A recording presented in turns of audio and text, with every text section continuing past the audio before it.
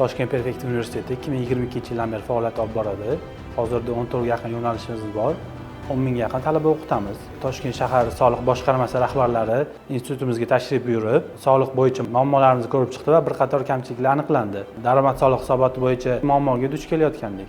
Bu masalaga amaliy yordam berildi, qayta hisobot topshirildi va muammo shu yerning o'zida hal qilindi. Hozirgi paytda soliqchilarni o'zligisi kelib, nima yordam, nima muammo deb bizdan xabar olib turishibdi. Vaqtdan yutamiz, kunimiz tejalyapti. Rahbarlarning o'zi bilan to'g'ridan-to'g'ri ishlayapmiz. Katta o'zgarish deb bilaman buni. Albatta biz xursandmiz bu vaziyatdan.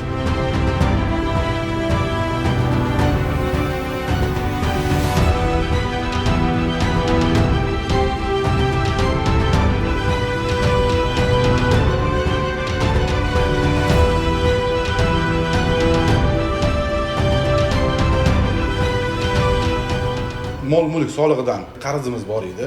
U bizning ishlashimizga to'sqinlik qilib turgan masalamiz bor edi.